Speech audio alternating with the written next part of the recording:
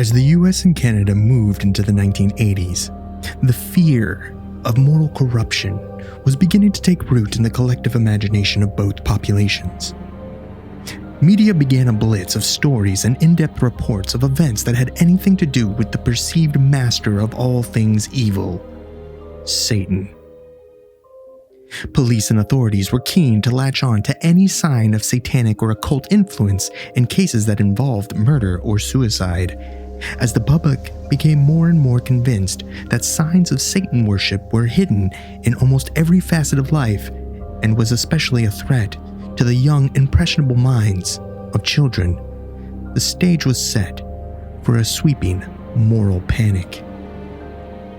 The accusations and allegations began to fly at a preschool in Bakersfield, California, and this began a chain reaction that would spread from coast to coast that would cost states millions of dollars and take years from the lives of those caught up in the whirlwind of hysteria that led the public to see the devil in hundreds of daycare facilities throughout the nation. This case file joined the theorists as they find a little sympathy for the devil during the Satanic Panic.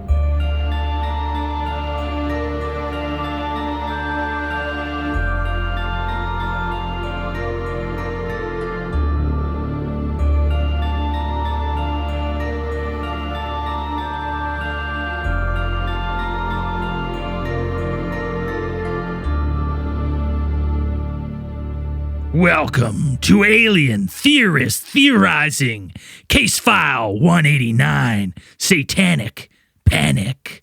I'm Braden. I'm Zell. I'm Dan. And I'm Andrew. Woo! Can you feel the haunting begin? Oh, yes. Can you feel power of Satan coursing through your veins? Power of Christ compels you. Well, everyone knows we sold our souls. We got a shitty deal, but our souls weren't worth that much. So this topic hits close to home for us. Yeah. We're talking about the Satanic Panic of yesteryear, but we really could be talking about a more recent Satanic Panic as well, because we're, right in the midst of a good old Satanic Panic as well. I imagine we're talking about the old one because that's why you're dressed up like the dude from Nightmare the board game. Right? Yeah. Is that why? The OG one. OG Satanic Panic. The power of Satanic Panic. The gatekeeper or whatever the fuck his name was. Was in the 80s. It's in modern times. It was back in the day with burning witches. It's something that kind of like... OG Satanic Panic could be like 1600s. Yeah, right? Yeah, I guess so.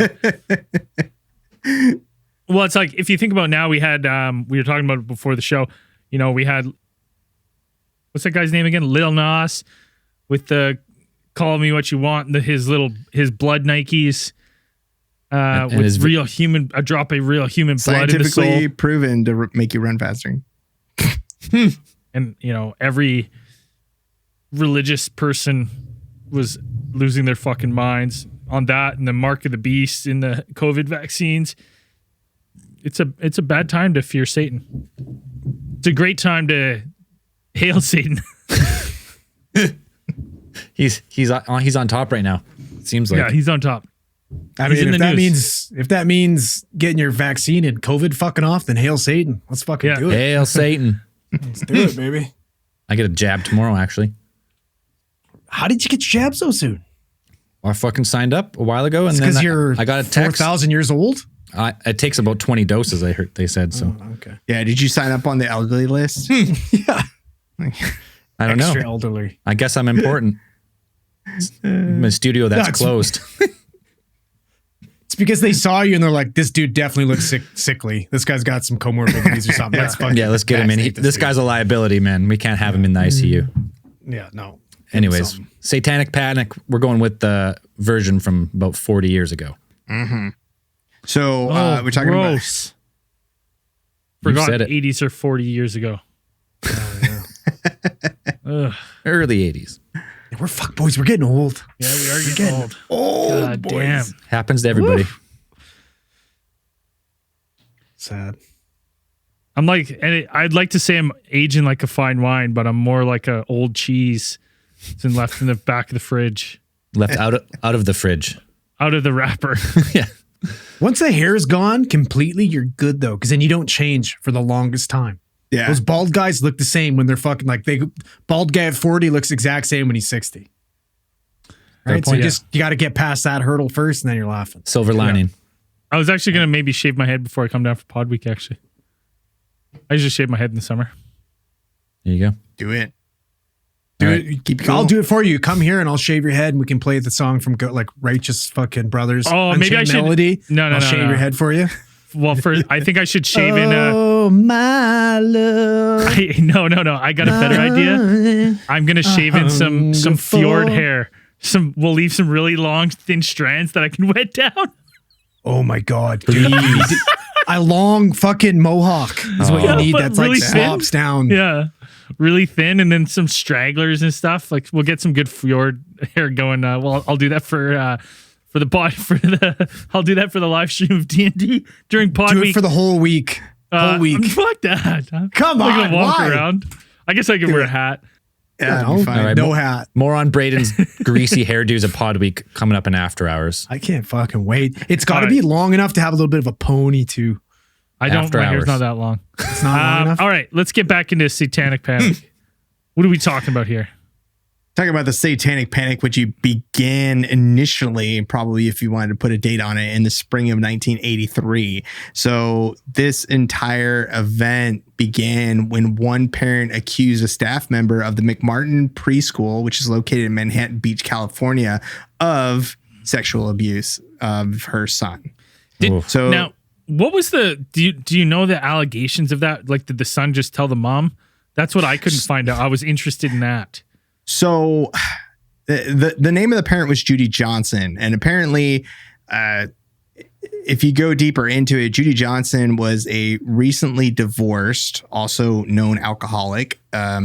She was living in the area at the time, and she had sent her son to the McMartin preschool. Now, the McMartin preschool was established in the 1960s. It was a well-known facility. It was family-owned and operated, fully licensed and all those things. And it catered mostly to clientele who were in the would probably be categorized as upwardly mobile parents.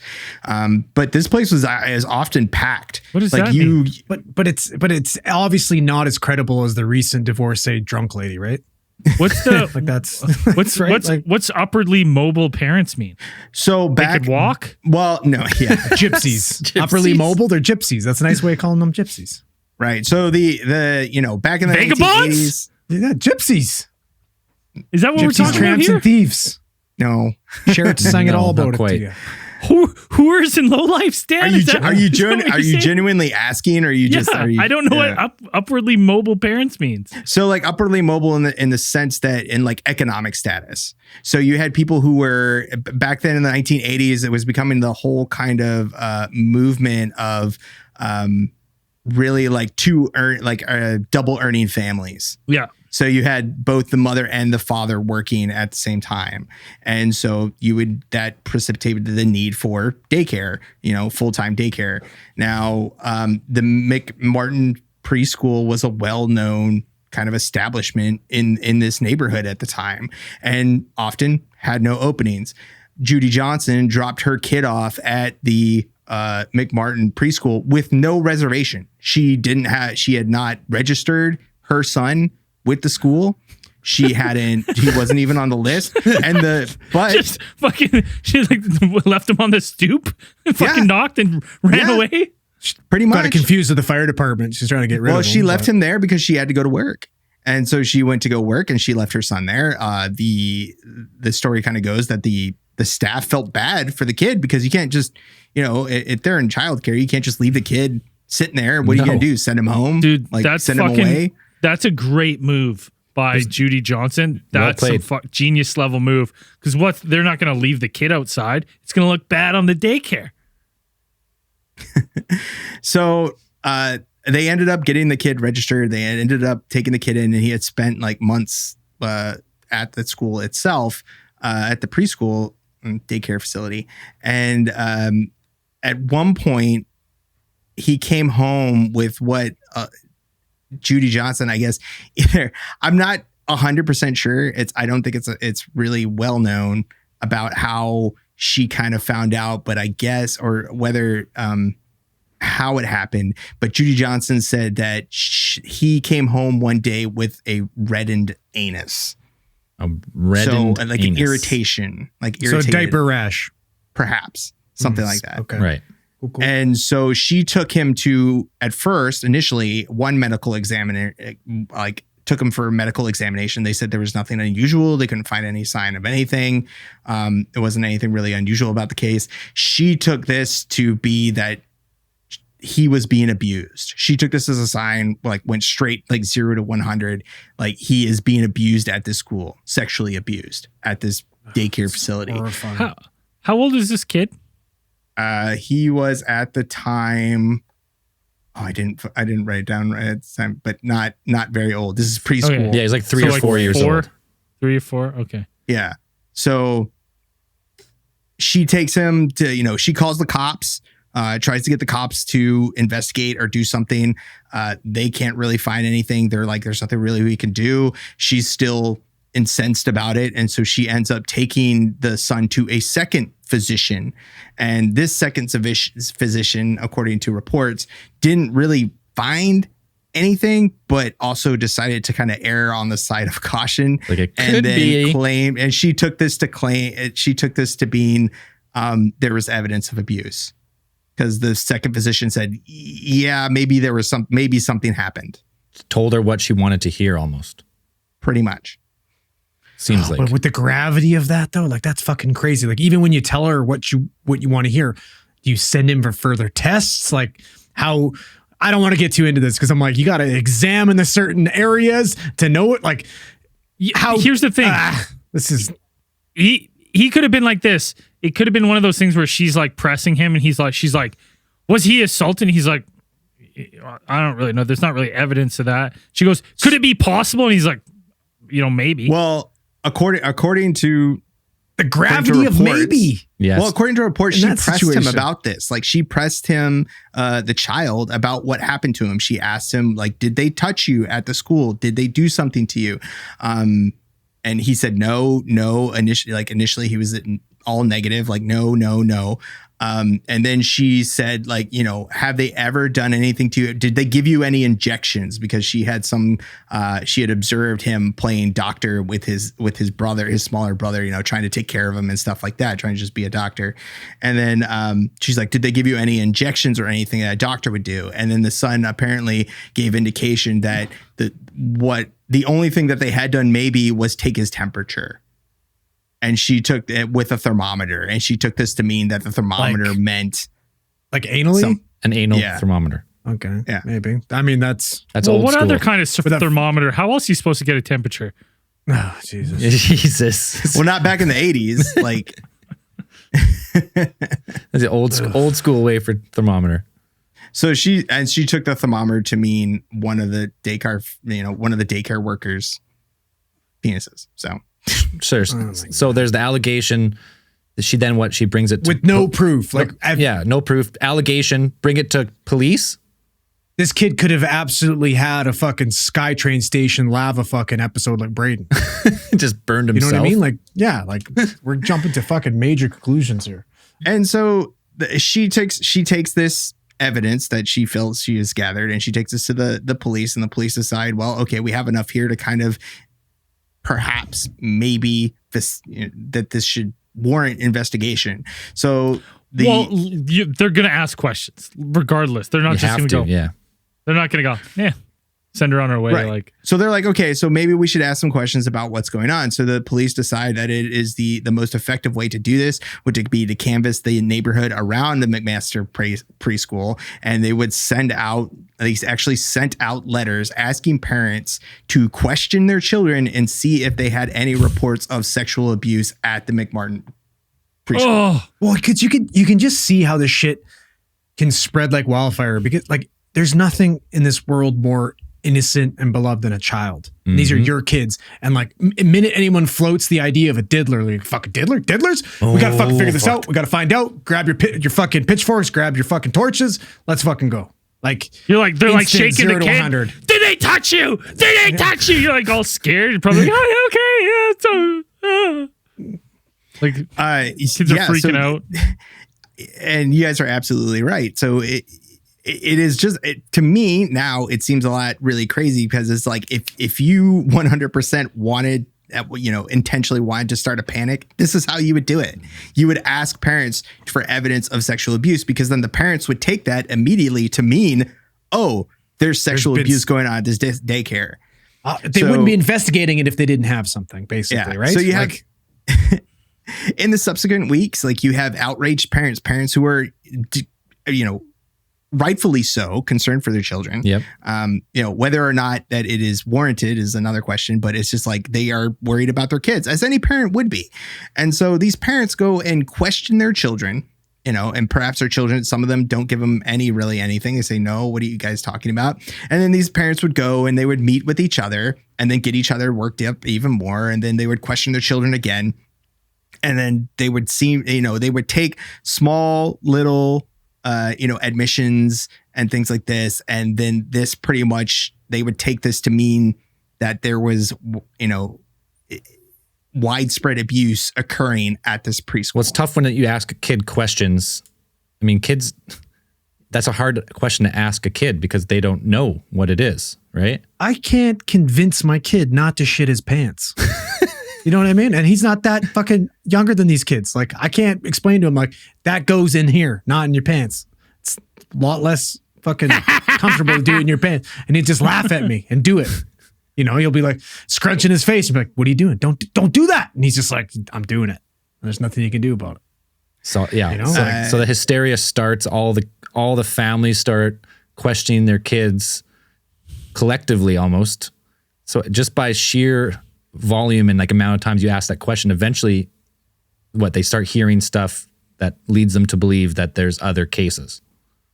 Right. So it's kind of like it's a bit of a feedback loop if you think about it, because it's like parents go ask their kids something, the kid says something kind of weird because the parents, I mean, as much as love has to do with parents, like loving your kids, you're not exactly like not all of them are interview specialists. Like, you're going to ask questions and you're going to get answers and you're going to interpret them different ways. And you're not exactly going to know what to do with that information. Then you go talk with another parent and they say some stuff. They're like, well, I heard this and I heard this.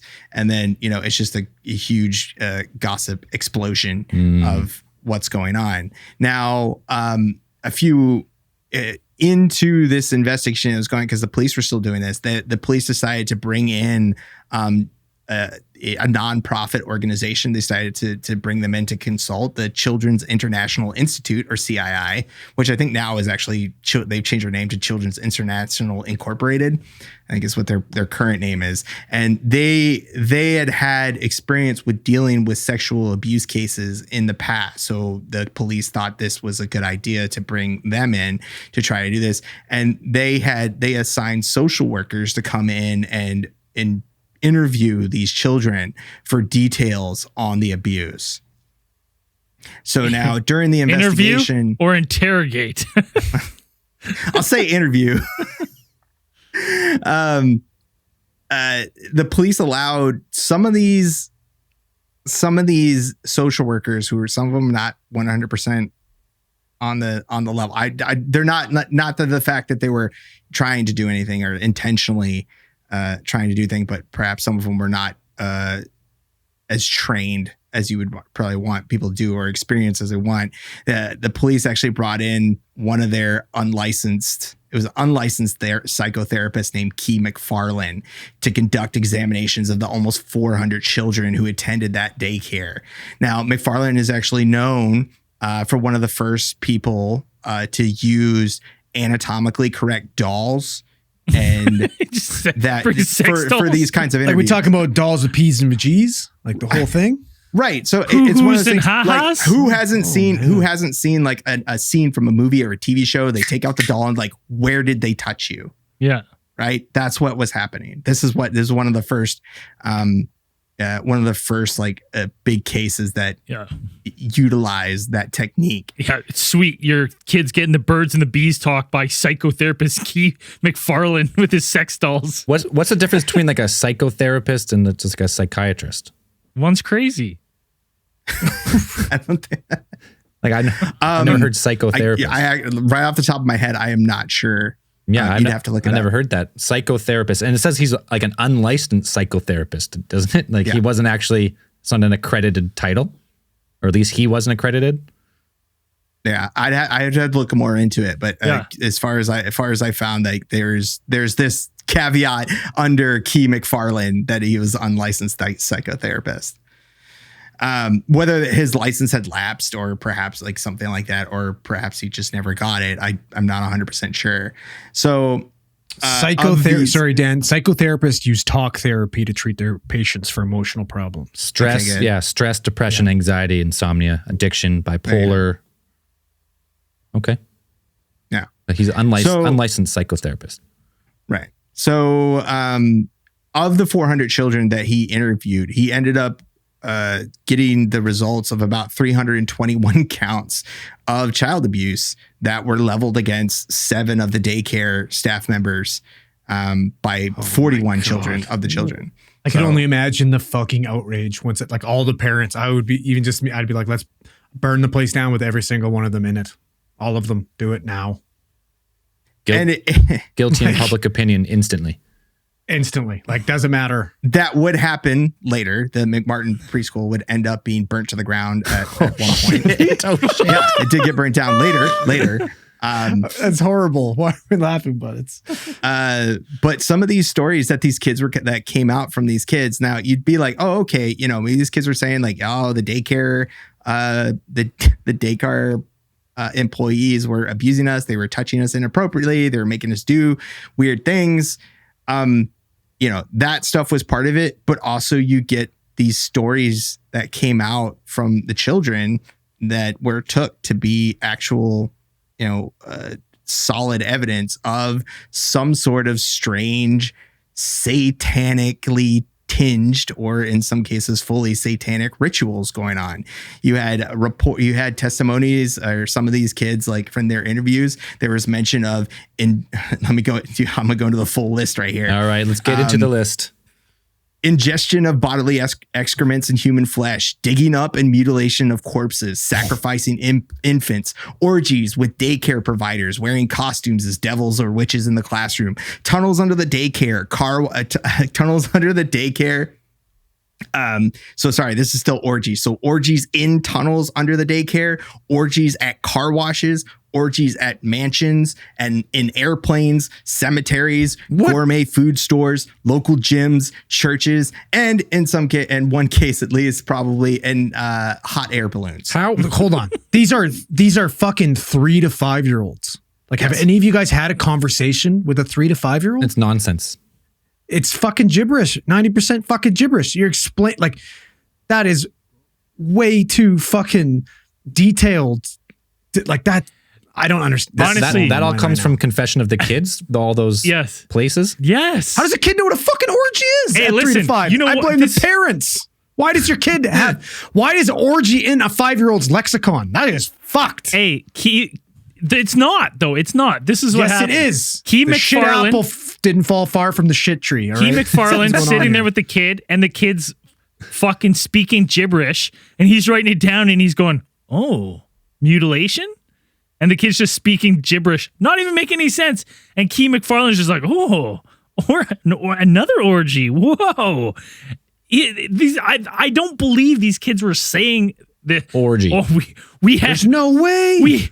We sacrificed infants, and there was an orgy. Like, it doesn't make any. A 5-year-old saying, yeah, they fed us excrement. Like, yes, like a 5-year-old is gonna say, like, well, come he's probably, on. He was probably like poo poo, doo doo.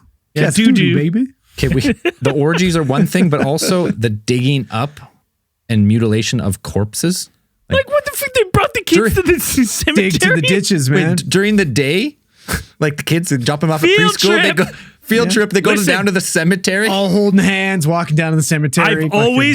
I always think it's creepy when I see people walking with a kid on a long string of rope and they're all hanging on. I'm like, they're up to no good, if you ask me. They're on their way to the cemetery. They're on their way to the cemetery. They're gonna dig up some corpses in the middle of the day, as you do at daycare. I mean, like, getting them organized enough to do that. It's like herding fucking cats. You don't want them to dig anything? You crazy? as you guys are right to question, why would the kids be aware of any of these types of actions that it's like the kids shouldn't be, as young as them, be aware of any of this stuff. Like they shouldn't have knowledge of any of this. Right. So people, as recently as a couple years after this whole thing kind of happened, there have been multiple studies of the interview techniques that were used during the interviews of these kids. And a lot of people a lot of academics and a lot of papers that have gone through the transcripts of these questions have come to the conclusion that the questions that they used, like Key McFarland and those social workers from the Children's International Institute, they were questions that were pretty much tailored to get responses that they wanted. Almost like they were professionals. Well, they were gonna get the answers that they pretty much wanted. That if they one of the ways is like they would ask like these kids questions in a type of what was it? Like leading. Right. Well, you'd have like all these types of different weird ones. So you'd have like here's it, like asked and answered. Right. So you would ask a question like, can you remember the naked pictures? And the child would shake their head or give a negative no. Right. And then the interviewer would say something like, can't remember that part. And then the kid would shake their head and it's like, well, why don't you think about that for a while? Okay. And your memory might come back to you. So then the kid goes ahead and thinks like, well, what? Like maybe it happened. Maybe my memory isn't thing. So, most kids want to give adults like answers. They want to be seen in a positive light. So they would have the kids would end up giving them answers that would indicate, what these interviewers were really looking after, for, what they were looking for. It's just the worst part about this too, right? Because these people are interviewing children. So they're the champions of these poor kids that have been fucking abused.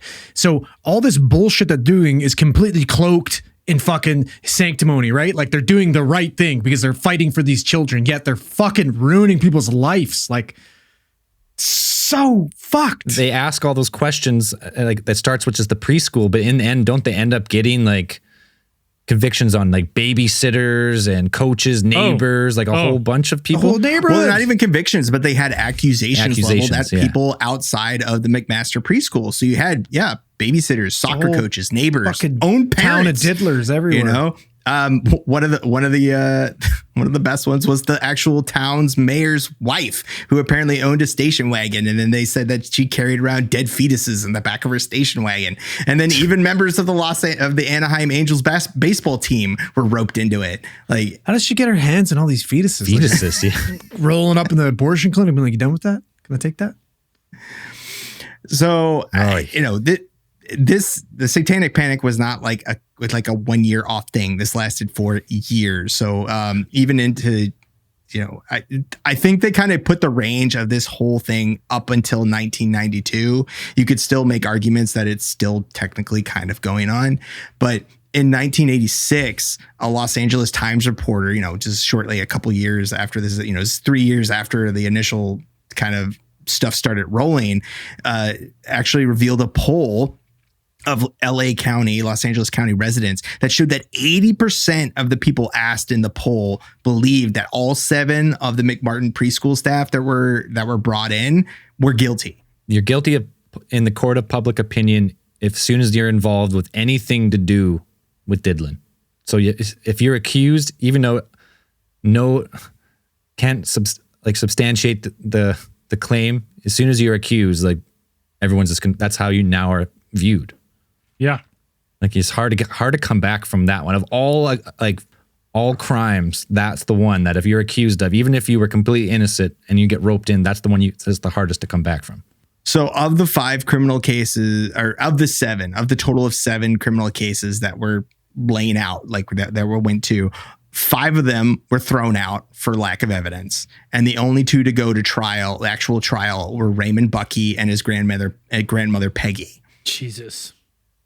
Now, in 1986, so this when the trial was going down, Peggy and Raymond, and actually her daughter Peggy, So Peggy McMartin Bucky, her son Raymond, and the daughter, also Peggy Ann, were all charged with 135 counts of molesting 14 children. 35 accounts. Yeah. 135 counts. 100. Oh. The trial lasted 28 months and it cost the state of California $15 million. And to this day, I thought this fact was like outdated. I was like, when I read it, I was like, no way this fact could hold up for that long. To this day, it was the longest and most expensive criminal trial in the U.S. history. In the full U.S., not just California? In all of U.S. history. 25 million. That's the most expensive? That seems low, but I take you. 28 months. That's like 6 years, right? No. 28 months? That's 2.5 years. Come on. No, yeah. 28 months. 2.5 years, so $25 million. Yeah. And so Raymond actually ended up serving 5 years in prison and Peggy served 2 before the actual collapse of the case, because there was a serious lack of corroborating evidence. Were they in jail because they couldn't afford bail? Like pending their trial? Must have been. Is that how that worked? Is that how they serve? Because he would have served 5. There's like, unless he was sentenced, he wouldn't serve time unless he couldn't afford bail. So then he would have been in jail for like pre-custody? Well, their sentences were eventually overturned. Yeah, but he's still in going to jail. jail labeled a fucking diddler. Yeah, I know. Oh my God. Holy shit. Ooh. Broom handles and all. Is that usually man. how it works? Like if I got convicted of a crime or accused of a crime and I was in trial, I was in jail and I had like $100,000 bail. If someone posts that for me, I can be out of jail during my trial. Is that how it works? Until you're found guilty and sentenced. Well, that's how it works in Canada. If I can't post bail, then you sit stay in court custody until you're at the end of your trial. Oh shit! I don't think daycare workers are making much money, so No. I would not be surprised if they couldn't. And do they that. probably posted bail at something ridiculously high. Oh man, that's fucked. Yeah. And so this would set off eventually a tidal wave across the country, not only in the United States, but Canada as well. There would also be a number of cases that would follow this and would follow pretty much the same exact pattern. And you had this going on for 10 years or so. For you to say that exact same pattern, when I first started reading into this case, I legitimately thought, I was like, I've heard this before. What the fuck? I thought this was a Canadian case. And I was so confused. And when you say that this kind of wrapped up in 92, in 1993 in Martinsville, Saskatchewan, I won't get into the whole thing, but basically a woman had her son at a daycare, brought the son home, noticed a reddening of the anus, took the son to the doctor. The doctor was like, no, I don't see any signs of sexual abuse. Took the son to a second doctor who was like, I don't see any signs of sexual abuse. Went to the police, and the police opened an investigation where then they went and talked to all of the parents at the daycare who gave them all sorts of fucking Answers. And this thing got so fucking out of control in Saskatchewan that there was over 100 charges at one time in connection with a satanic cult called the Brotherhood of the Ram, and practicing ritualized sexual abuse of children at this so-called Devil's Church. It got so bad that even the original officers that were involved in the original investigation, 4 of the 5 were actually later on accused of being participants. So then they were also investigated criminally. Like the whole town, it was insane. Everything got thrown out because there was no evidence of anything. And the government had to pay $1.3 million in malicious prosecution, payments out to people. But like handing out a ton of sorries. Yeah. A ton of them. You know, I look at this and I'm like, God, it's like the exact same timeline of events, the exact same way, almost on the heels of, this one in the other Martin place. It's Mick like Martin. Carbon copy story, pretty much. Yeah. Instead of Mick Martin, you got Martinsville. Yeah. So this whole thing, it's like there are a ton of things, or more than a few, that we can talk about that are what precipitated this entire thing. Because it wasn't just that the parents went straight to, because you'll ask yourself like, well, okay, child sexual abuse is a thing. It happens. It's a sad fact, and it's terrifying. Horrifying. It's terrible, and it's really bad. But to jump straight from that to satanic, what they called satanic ritual abuse, SRA, like, how would you get there from that? Because the only person who would do that is Satan. So how you need somebody to blame. Need someone to blame. Like, absolutely somebody to blame in this situation. That's the thing. And Satan or Satanism, or the whole kind of thing, was on the mind of, at least in North America. Totally. Well, like, it's been on the mind for a while. Like, you got to bring it way back to, like, so in 1966, Anton LaVey started like the first fucking Church of Satan. He wrote the fucking Bible of Satan. Now it's depicted a lot differently than everybody thought it was. He used Satan as a symbol for like rebellion and freedom and all this other shit. Mm-hmm. But then after that, you started getting all like Rosemary's Baby, The Exorcist, and all these, fucking supernatural devil fucking type, movies start coming out. So it's starting to get like pumped in everybody's minds. And then next thing you know, you got fucking Manson in 1969. Same year that he produced his Satanic Bible. So like, this is on, like, the minute that Manson, the people realize that this kind of stuff can happen in real life, not just movies. A cult can go out, attract suburban white people, these innocent people, and convince them to go out and murder people. Yeah. Right. So this is like, and then you go to the 80s where, you know what I mean? You've got military conflicts, you've got financial crises, shit's hitting the fan. You got to find a new person to blame. You've already blamed the Nazis. You've already had the Red Scare. Who are you going to blame next? Who better to blame than fucking Satan? Dungeons and Dragons and Satan. Well, the other thing, like, to speak to kind of the atmosphere at the time, the term serial killer was, started to gain notoriety in like the 70s. And in the 80s, you had like, the Night Stalker who was going around and just murdering people and like mutilating corpses for real, really doing that. And you had Son of Sam, who in his trial was saying that, he was possessed by the devil and stuff. So you had all these like notorious serial killers at the time, like perpetrating these heinous crimes. And, a lot of this was getting attributed to satanic ritual killings and stuff like that at the time. Well, because you could, like, you had to blame it on, you couldn't just, this guy just couldn't be bad. It doesn't make sense. Yeah. You need to, like, people want to understand I could be why. mad. I could be bad, or my kids could be bad. No. Satan's because bad. They're possessed by the devil. They didn't pray. They didn't pray at dinner. Uh-huh. Didn't pray hard enough. Mm-hmm. Masturbated too much. Sinners. Mm-hmm. That all kind of rolls into the, like, you could probably label those as contributing factors to the explosion of this panic, which can be, I guess you could take the definition. If you take the definition, a collective stress reaction in response to belief in a story about immediately threatening circumstances, those would all be contributing factors to it.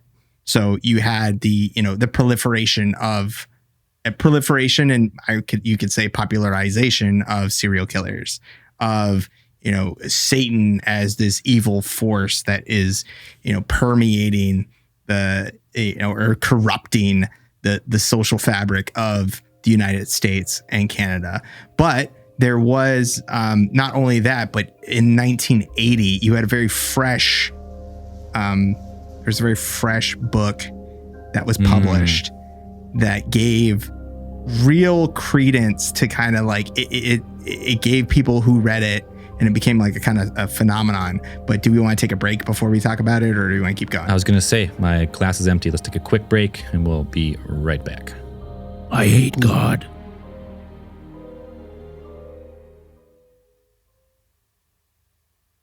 We're back. And if you're talking about the Satanic Panic, and if you're listening or reading anything about the Satanic Panic, it's almost impossible for those people, an author or a podcast, not to mention the 1980 book Michelle Remembers. Oh.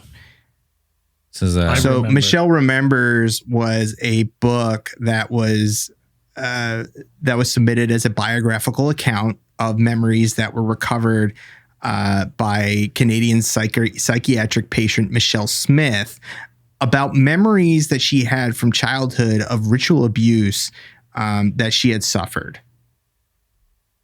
So this book was actually written by Smith herself and her psychiatrist, Lawrence Pazder, at the time, whom she later married. And if that's not a conflict of interest, I don't know what else is. What that was like. Got a little bit of a Celine Dion and what's his face scenario going on here.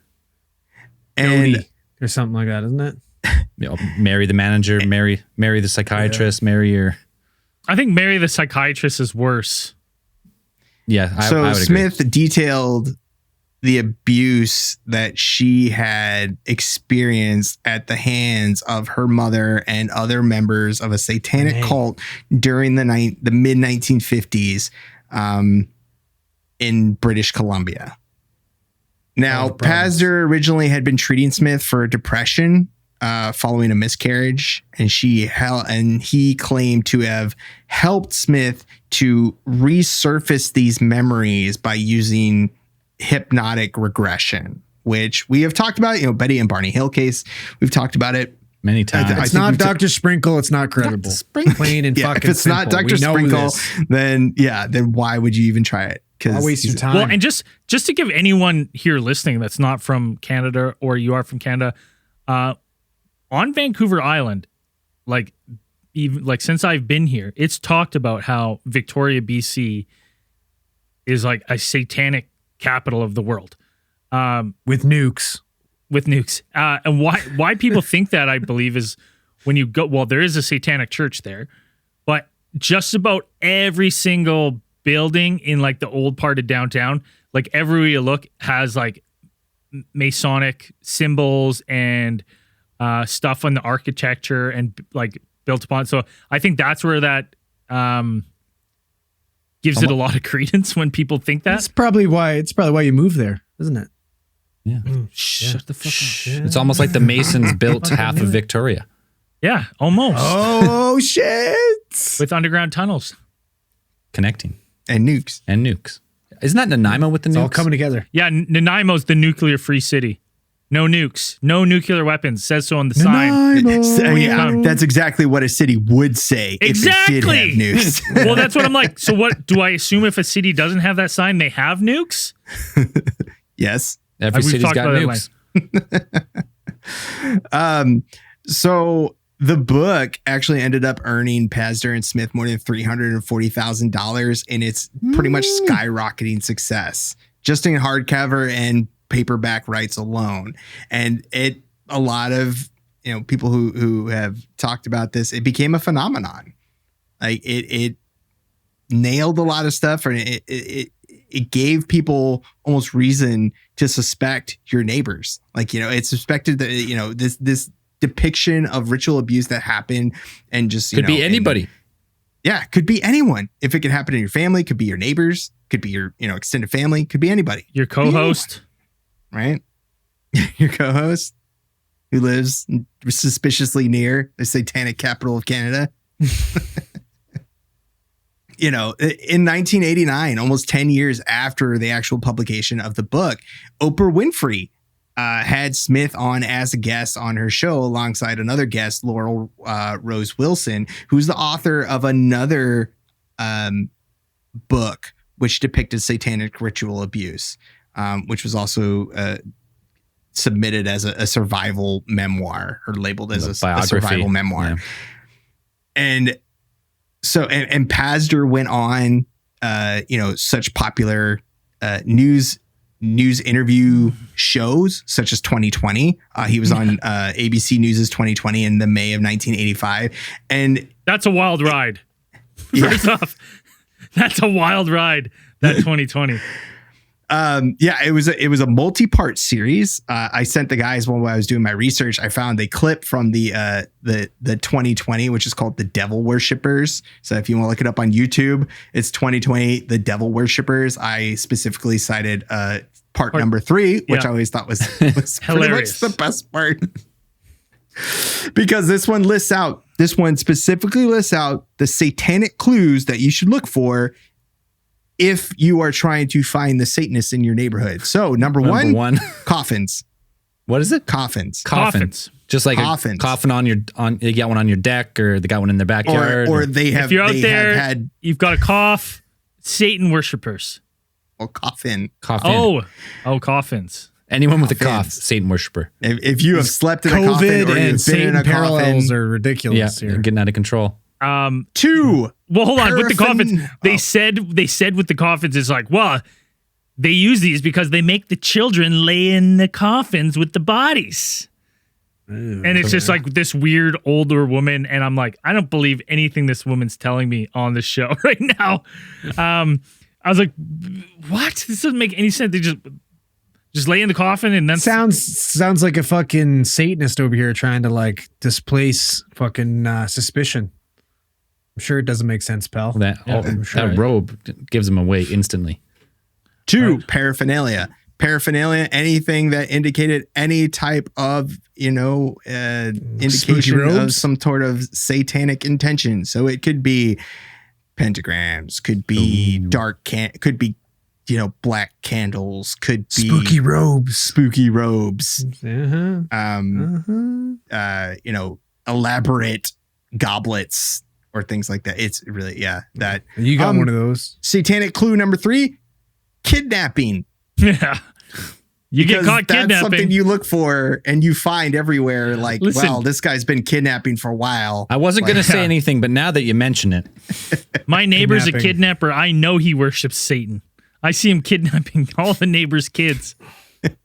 You've got bigger issues. Like, you should maybe call, you should snitch on the kidnapping. Not worry about, is this one of the 7 ways I can figure out if he's a satanic worshiper? Well, dude, if you got coffins on your front porch, that's a red flag. Just maybe not for coffins, pentagrams on the outside of your house. You're also kidnapping kids left and right. Your neighbor might be a Satanist.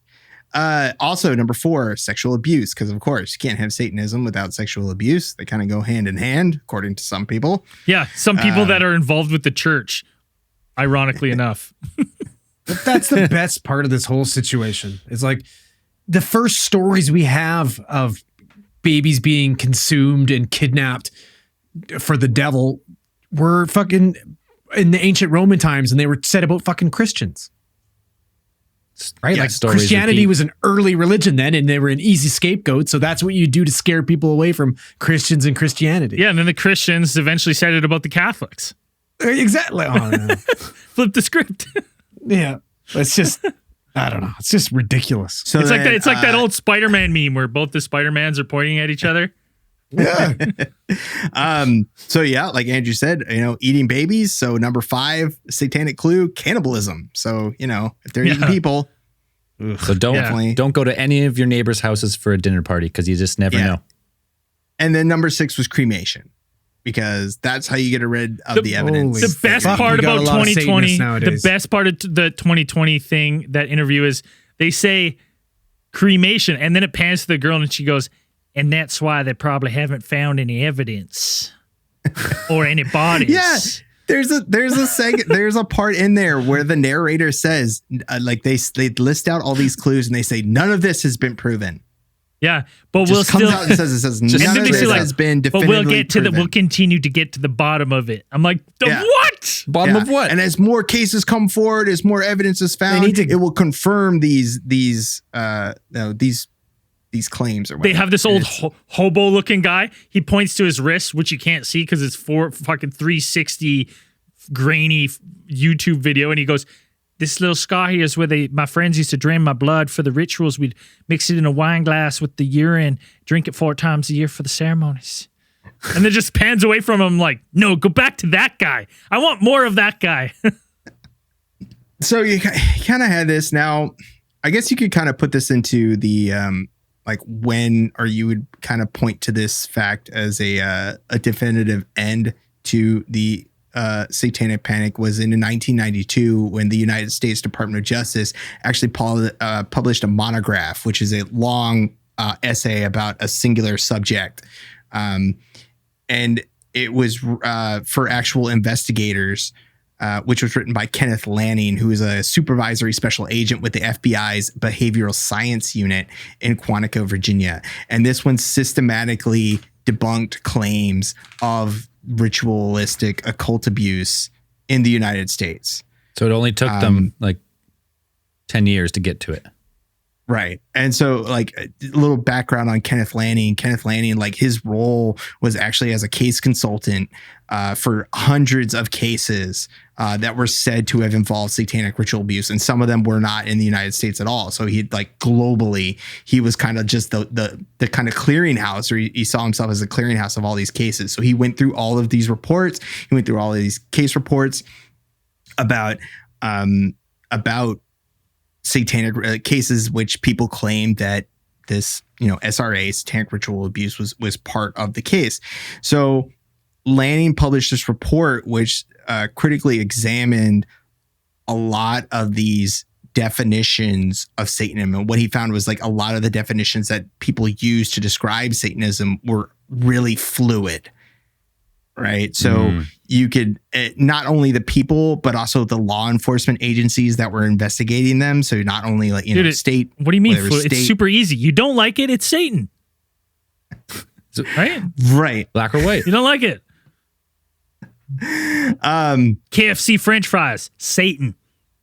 And Lanning went forward to go ahead and highlight the indicators that would much like the ones that we just described, these clues of satanic influence or whatever, the kidnapping, the coffins and things that he went through to kind of debunk them and be like, these actual indicators were being used in law enforcement police training seminars. Yeah, and investigators became experts in these techniques, and they were like, that's what they would use in all these cases. And then this guy comes out and tells this.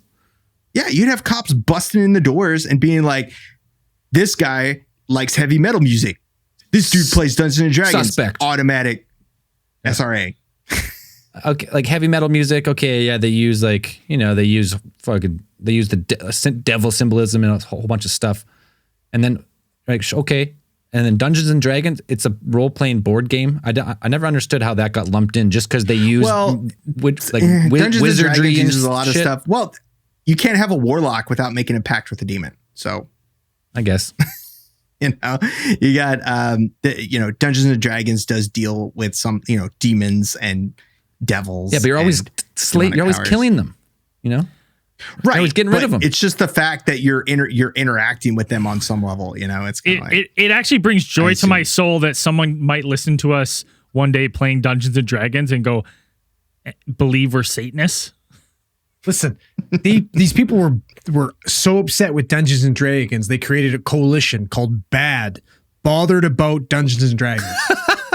That's fucking real. Seriously, there's a university student in, I want to say it was in 1979 in August. He goes missing from Michigan State University. Go Spartans. So he goes missing. And the police go to look for him. They find a suicide note. They start asking around. They're like, what do you know about this guy? Or where do you think he might be? And the other students are like, yeah, I don't know, man. Like, he's depressed. He's tired. He's been overworked with school. Yeah. What does he like to do for fun? Oh, well, he likes to play Dungeons and Dragons. Boom. Boom. That's what it is, baby. He got way too enthralled in a fucking game of Dungeons and Dragons, went crazy, and went fucking scouring around these tunnels and went missing. That's what happened to him because he was possessed by Satan. That's the easy leap. Well, it's so fucking crazy to the point where case closed. So you know what I mean? So everybody's on this big fucking kick that Dungeons & Dragons is about demons and devils and stuff like that. They ended up making a movie about this exact same situation about a guy that plays Dungeons & Dragons, gets possessed by the devil and goes crazy. One of fucking Tom Hanks' first starring roles in a made-for-TV movie. It's like, was it Dan? Demons and Mazes? It's called. Oh, I don't know. Off the top of my head. It's called Demons and Mazes. Not Tom Hanks' first satanic-esque movie. I want to kill everybody. Satan is good. Satan is your pal. If you know what that fucking is from, I'll be extremely impressed. If you don't, I won't be surprised. I do not know. Don't Google it. Okay. If our fans know where that's from, I'll be fucking pumped. Quick Easter egg from Andrew. And that's pardon? It's an Easter egg from Andrew. A little bit of an Easter egg, but that's just the first touch of the mass fucking invasion of Satan in like popular culture. And like, I'm not even going to start with the, you know, the metal, because that was like what everybody goes to, but it was stupid shit. Like, they went after the owner of McDonald's because some lady in Akron, Ohio said she saw him admit that he gives half his proceeds from all the worldwide McDonald's to Satan. So he had to go and do an actual interview and say, that's not fucking true. Don't do that. I don't know what this person's talking about. I don't know where it came from. And then all over the fucking United States, they start putting out in church newsletters that McDonald's is donating their proceeds to Satan. And then stuff like Procter & Gamble, a company that's famous for making household products, like cleaning products and stuff like that. Their symbol had 13 stars in it. Well, they assume that's fucking... That's satanic. Well, why else? Why would you have 13 stars if you're not? Because apparently it was the original 13 colonies of the United States. But anyways, these people had to make they had to make a toll-free number for people to call to explain to them that like this is a misconception. And then on top of all that, they had to switch their fucking logo. Man, doesn't that sound familiar? Shit like that though. It's almost like, was Procter & Gamble selling closets with kids in their catalogs? Well, exactly though. And then you go into like fucking cartoon characters, Thundercats, satanic. Well, we had to go after He-Man's fucking castle because it comes with a microphone and it makes your voice really low, and that's satanic. Mm-hmm. Smurfs. Well, Smurfs' skin's blue and their lips are black, so they look like corpses. So that's evil. Satanic. Mm-hmm. Rainbow Bright. If you look closely at Rainbow Bright, she has a pentagram on her cheek. Satanic. Yeah. Satanic. There's no 100% if Satan. and buts about it. And then you get into the fun, most stereotypical part is rock and roll. Of course. Right? So from what I understand, most of this rock and roll stuff stems from Charles Manson. Charles Manson was the first person to kind of come out and say, there is subliminal messaging about Satan in rock music. He starts like with Helter Skelter. He says Helter Skelter was predicting a fucking race war. Right? That was his big thing by the Beatles.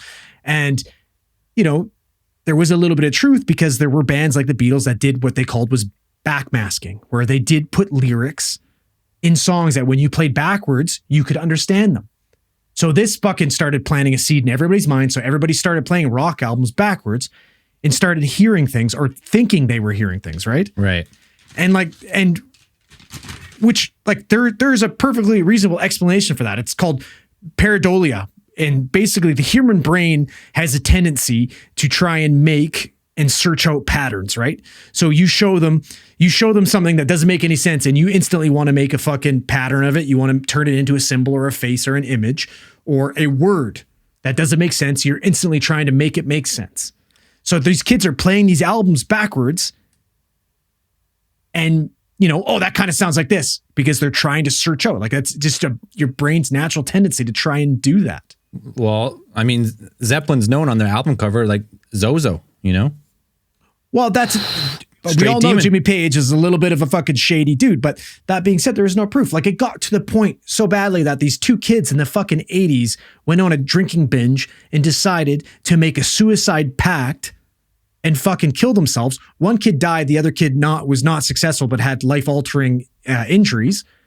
Well, you know, the parents found out that these kids love fucking Judas Priest, just like everybody else in the 80s. Satanic. And sued Judas Priest for $6.2 million. They didn't win. Because they felt that they had subliminal messaging in their songs. They didn't win the case, though, did they? No, they didn't. But still, to their credit, there is subliminal messaging in songs. We do know that. We know that Dan loves The Simpsons. I do. Yvette Niage. That's why Dan fucking joined the Navy.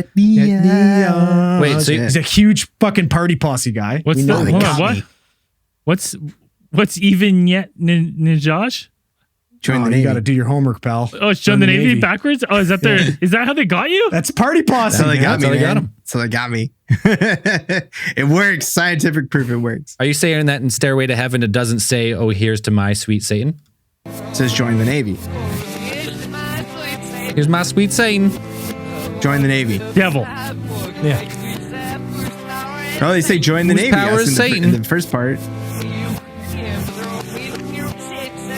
666. Boom.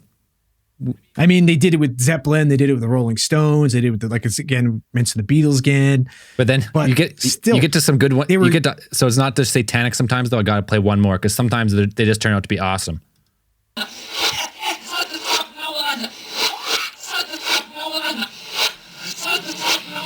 Oh yeah, it's fun to smoke marijuana.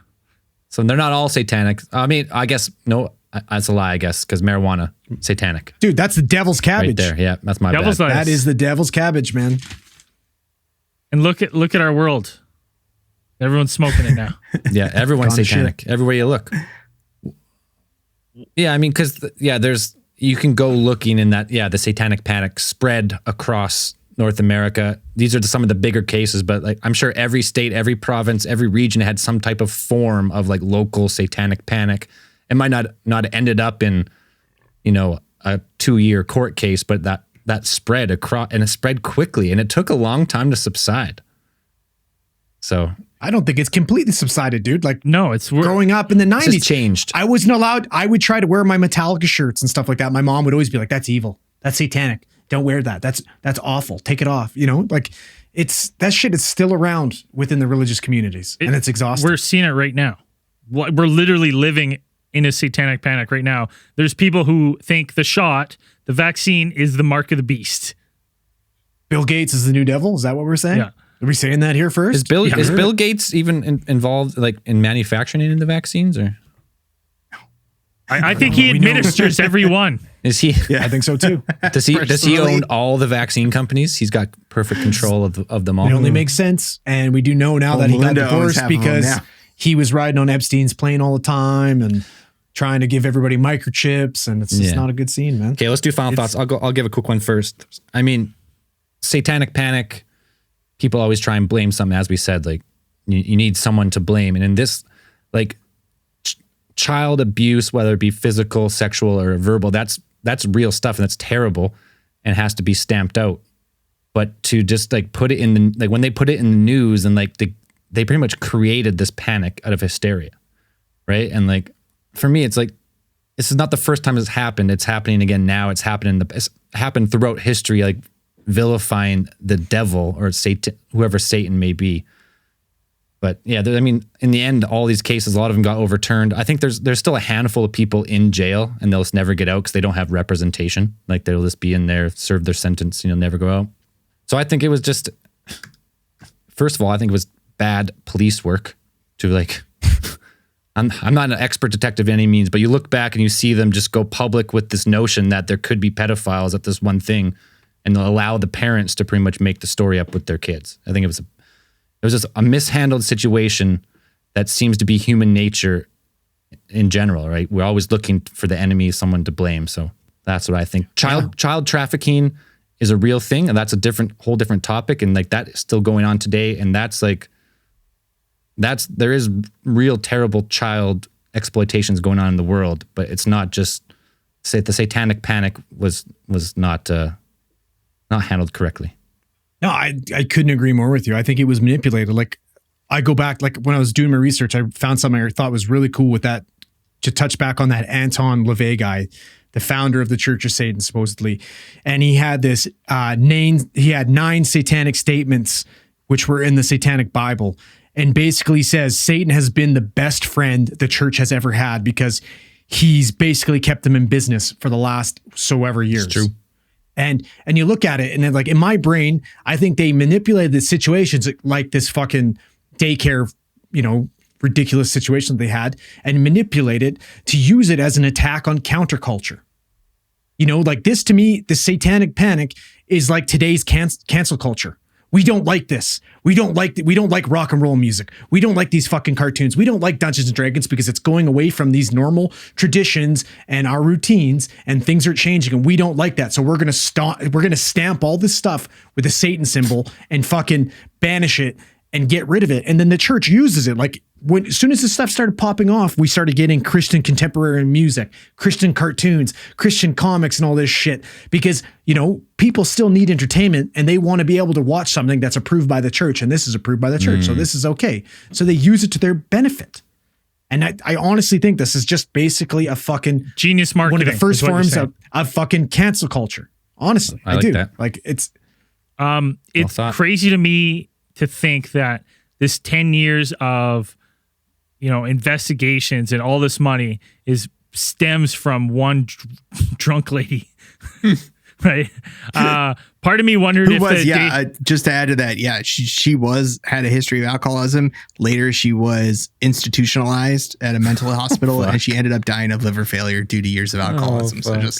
It's like for real. But the thing, like you see with these things, the narrative's very similar. Like when you hear about these tunnels, these secret tunnels, where they're moving children. Where have we heard that? Right. I believe there was a pizza shop in Washington that also had these tunnels that didn't exist. but didn't actually have a fucking basement. Didn't have a basement, right? Like the narrative is strikingly similar. And it's funny that we can consistently get fooled by the same fucking narrative.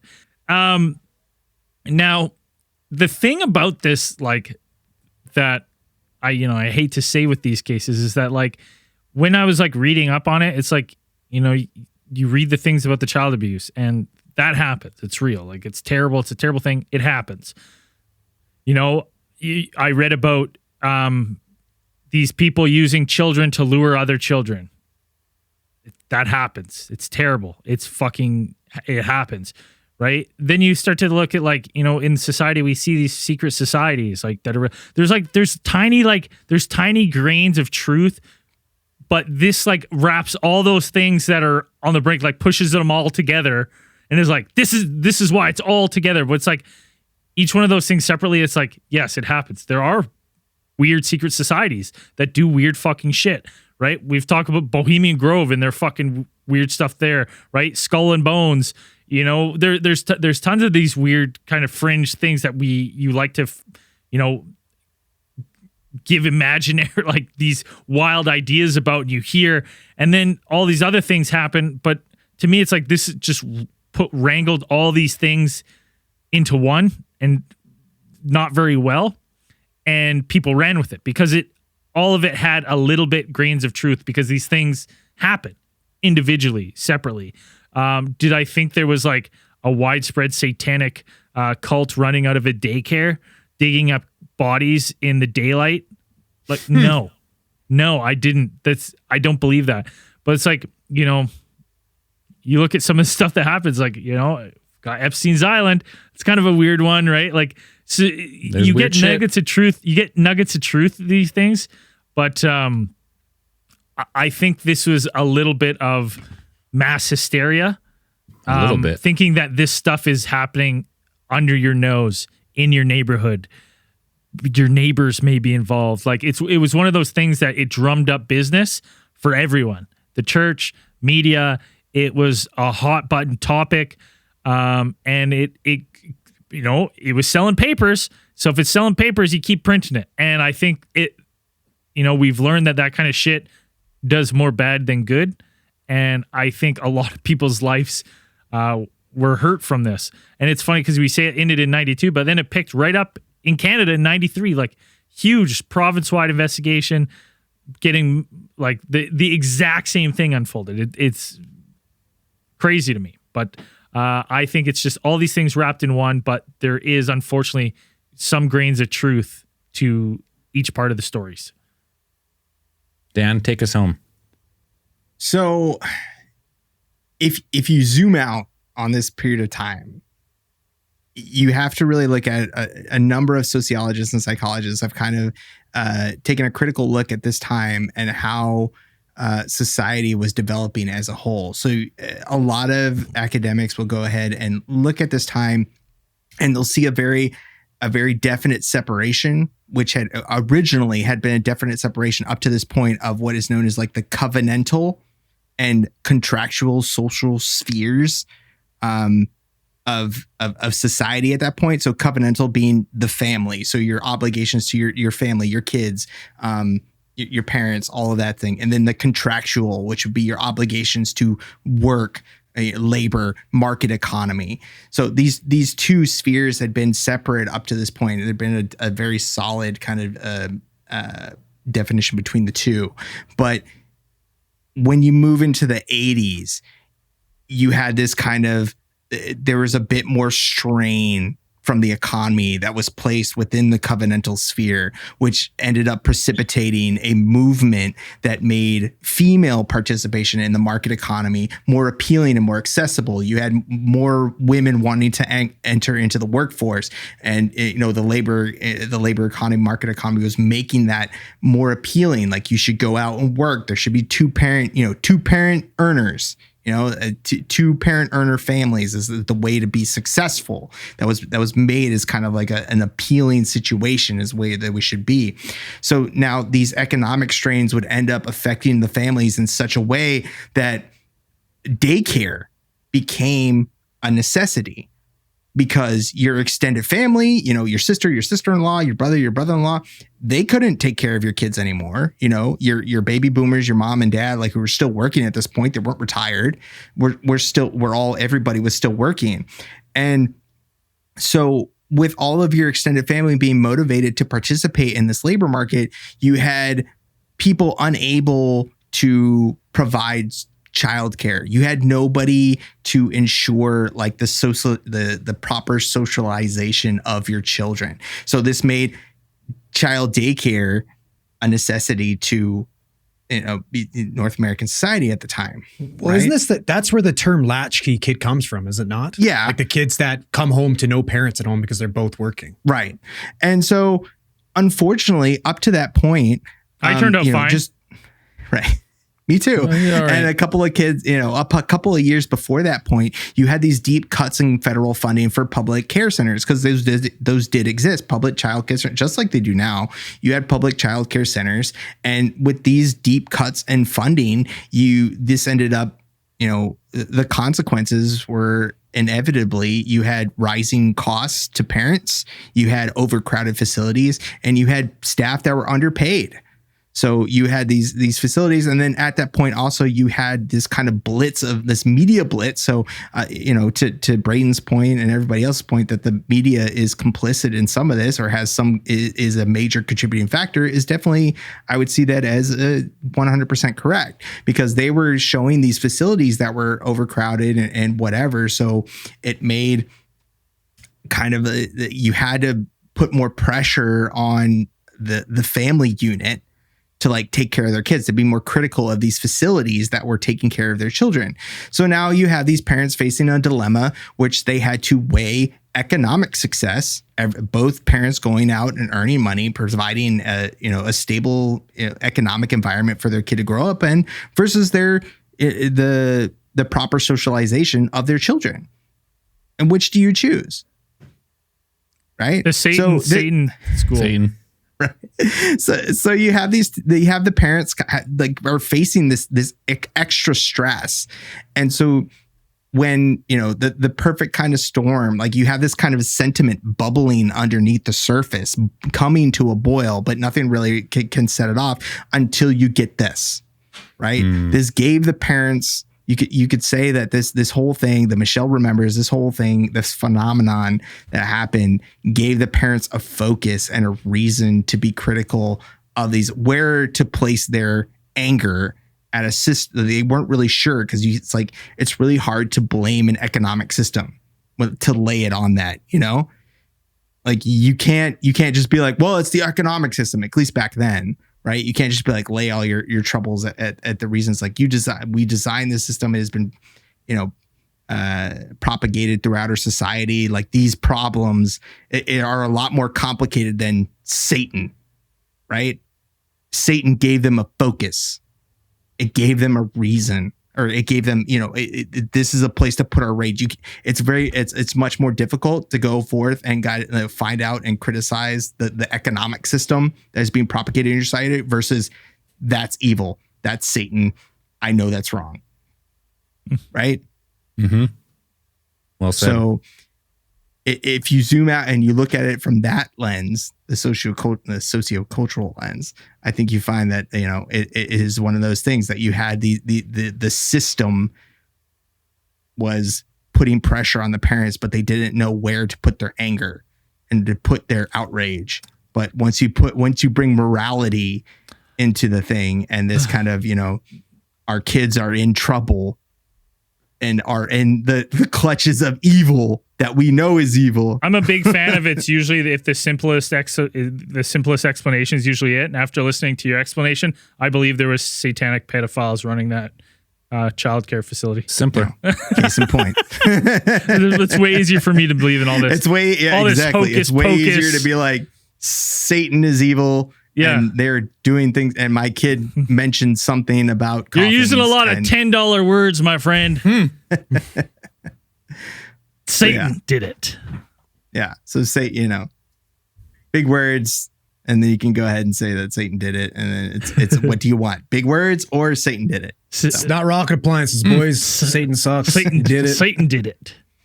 Did it. It's a goddamn I hate devil. him and he stinks. Nice. Before we do anything else, get on our Patreon. If you're listening to this, it's Friday. We are in the midst of Pod Week. We're in the thick of it. It's a good time. Get on our Patreon, patreon.com/Alien Theorists podcast. Directly support the show. It's going to be a good time. Also, we've got some interviews coming out. When you're listening to this, will one be released, Sal? Yes. Kevin Day will be out. So you've already listened to it, probably. You've already listened to it. And we're coming up with an interview with Avi Loeb. And as you're listening to this, we've got an interview scheduled with Mike Masters.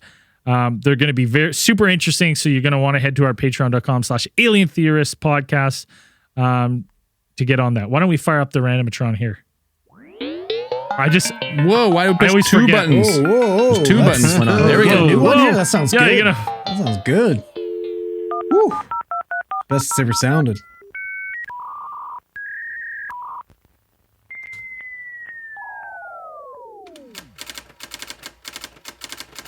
All right.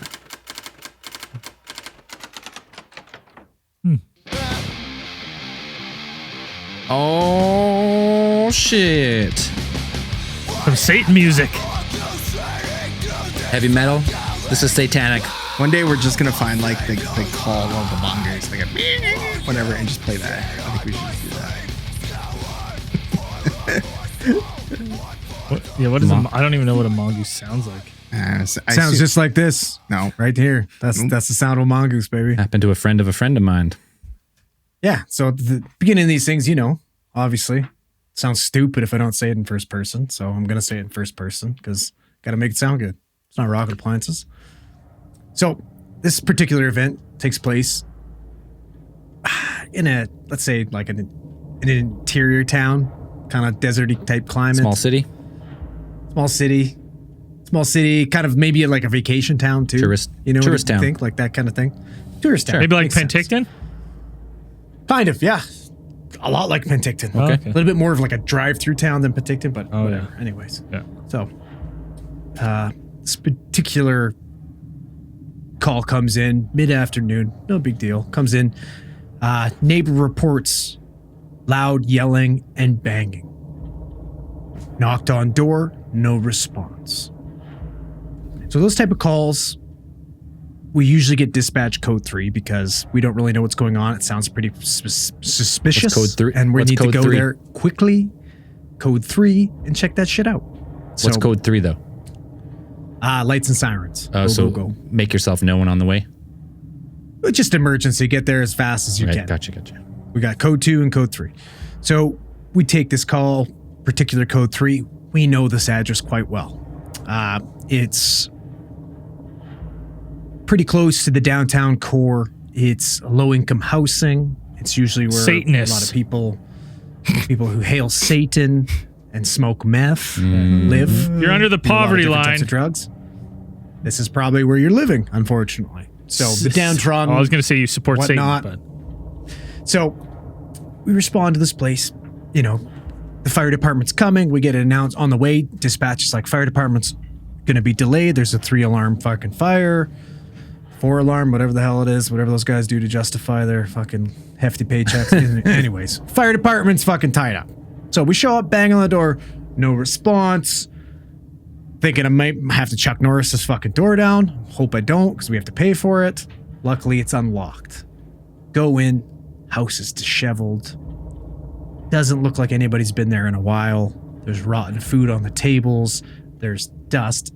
Not a great place. So it's one of those type of places where the door opens and you're like, hey, is anybody there? Can you come to us, please? I don't want to go further into this place. Nobody responds. Fuck. Damn.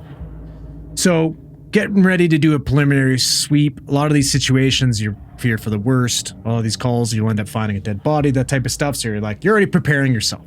So as soon as you step into this small apartment, there's a door to the left, which looks to be the bathroom. So I'm like, okay, there's a better place than ever to check.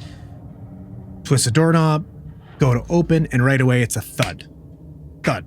You're like, what the fuck, right? So you go, and there was just enough room for you to kind of stick your head in. And you look, and the door is bouncing off a rather large man's forehead. And you're like, oh, that's why we can't get in. Maybe I should stop hitting this guy in the head with the fucking door. So pull the door back. I look at my partner and I explain to them, there's somebody down in the bathroom. Can you please get the BVM out? I don't want to jump to conclusions, but this could potentially be an overdose, whatever. So I stick my hand in through the door, find a carotid. Nice, beautiful, strong carotid. Have a look. I don't see any chest rise. I don't see any effort to fucking breathe. So I pop open his eyes and have a look at his pupils. Pupils are pinpoint, leading me down the thought process that this man has potentially overdosed on some type of opiate-related substance or something that was laced with opiates. Too much Satan. So, too much Satan. He's overdosed on Satan. Hailing way too much Satan. Never overdose on Satan. This guy apparently did. So, this was quite a tricky situation because our friend of a friend is actually, he's built like me. Smaller guy, nimble. Very mongoose-esque, little Spider-Man-ish. Not nearly as handsome, though. He's hard to look at. Fucking awesome. No. Yeah, guy's hideous. Guy's a fucking hideous chud. Anyways, is able to jump into grotesque, this room you would say, over top of the body. Okay? Very difficult considering the fact that this is one of those bathrooms that if you were to sit on the toilet, you could touch the toilet, you could touch the sink, you could touch the fucking bathtub and the door, all from the toilet seat. So this bathroom is fucking tiny. Yeah. And the unfortunate part is when our friend of a friend jumped into this bathroom, the fucking light switch was right along the door as well. So when he jumped in, he hits the light switch, lights go out, he's in the room kind of being like, oh fuck, I can't see anything. Whoops. Partner's like, oh, don't worry, I got you. Flicks open the light, passes you the BVM, you're like, okay, great. Start bagging the individual. Try to get a sat probe on their finger, and then once you start bagging this person up, you start auctionating him, you take a second, kind of look around. And you look over the bathtub and holy fuck, there's that person in the bathtub. Oh. So immediately put down the BVM, tell my partner, we have another patient. Get up to go look at the patient, and you say, never mind, we don't have another patient because this person is clearly dead and has been dead for a while. Oh. Obvious signs of lividity, blood pooling, early signs of decomposition. The bathtub water does not look like bathtub water anymore. It's not a good sight. So I keep calling. I called to my partner. I'm like, hey, can you find out from dispatch? Can we get ETA of the fire department? This man is approximately 6'3", looking to be about 230 to 240 pounds. The bathroom he's in is basically his feet are up on the fucking ledge of the bathtub. One arm is in the toilet and his head is blocking the entrance to the door. I'm like, the only way we're getting this guy out is if we pop the fucking door. Well, fire department is tied up and we don't have any help and there are no other ambulances available. So we run it, keep bagging them, Narcan. We're up to 1.4 milligrams of Narcan. This guy's still not coming up. Big issue we're having right now in BC is the fact that our opioids are down, our fentanyl, our heroin is being laced with benzos, which means they're sedatives, which means you might reverse the respiratory arrest. They're breathing on their own again, but they're still unconscious. Right. So far, we can't fucking fix the respiratory arrest. The guy's not breathing on his own, and he's not conscious. So this is a fucking clusterfuck. So basically, get to the point where I'm gonna bag this guy up, and my thought process is I'm gonna grab this guy by the knees, this rather large man, grab him basically like I'm going to put him in the fucking lion tamer or a sharpshooter and start inching him back away from the door so I can get my partner in to help me carry this guy out because we have to get him out. So that's my plan. I start pulling. Well, like I said, this other sad individual was in the bathtub. Water had somewhat overflowed from the bathtub. The floor is quite slippery and there's not a lot of room. Our friend of a friend fell backwards into the bathtub with the decomposing body. No. Did your friend of a friend touch the water? In the water. Like right in. In the water. On the lap of a person that had been dead for approximately 6 days. Some say a bathtub could be likened to a coffin. So are you telling us that you were in a coffin like Satanic people? Boom. Yeah. Not me. I mean, friend of friend. Not me. Friend of a friend. Friend of friend is a 100% Satanist at this point. in my books, yeah. We ended up getting this individual out of the fucking bathtub, and as we were taking them out, our friend of a friend had to turn their pockets inside out to get water and people fluid out of their pockets and their boots. My friend of a friend is friends with your friend of that friend. Yep. And my friend was telling me that his friend sent him a snap. Your friend sent him a snap of him dumping out water from his boot. Oh yeah. Like, I'm surprised there wasn't a fish coming out of the fucking boot. There's so much water in there. Our friend of a friend had to buy new boots because of this. Tossed all uniform, had to buy brand new fucking boots because it was decomposed, junky body. Yeah, you grossness gotta throw everywhere. that out It wasn't instantly. Satan juice. Yeah, exactly. So then proceeded to help lift this giant man while gagging the entire time into the hallway and resuscitate them. All the while to get this person back, regain fucking consciousness, start breathing on their own to get up and tell us to fuck off and not get transported by the ambulance. This person found his mom dead in the bathtub, decided to use. Well, I wouldn't want to be overdosed. transported by Satanists either. So, That's fair. Yeah. Anyways, That's the story for it's the a day. thankless job sometimes, isn't it?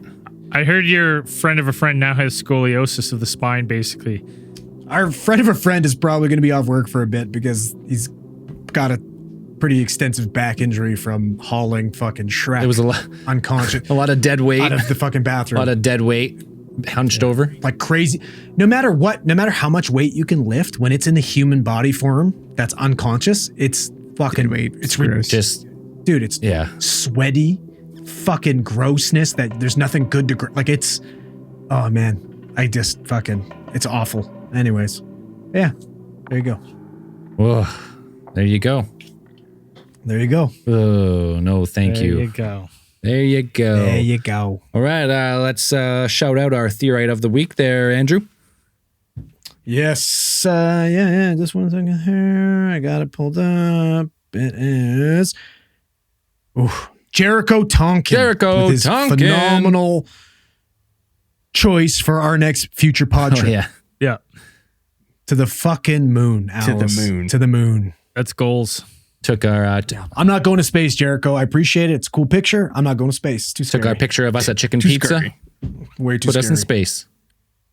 Yeah. It's pretty good. You're out of the. I mean, I do like that I'm got the guns out at space, though. That's cool. Make sure to go check out all this great fan-generated content on the Facebook group. I mean, I'd much rather go to Juniper or something like that than the moon. but that's fine. Venus and Gatorade. Yeah. Awesome. All right. If you're not already, Braden already told you, go support us on Patreon so you can get access to live stream, all the good stuff, Pod Week, all the other goodies. I'm sure even on Pod Week we might do a couple public streams, but we'll talk about it later. This week's Patreon supporters: Chris Moreno, Gustavo Topete goes up to the $25 pledge.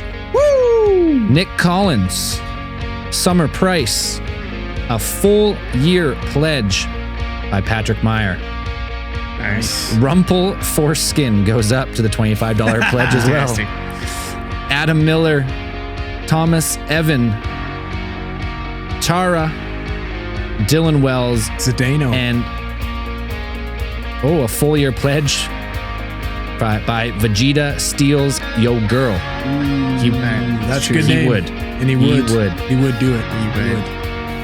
All right. Send it off there, Braden. And as we always say at the end of these things, keep those eyes on the skies. Peace. Peace.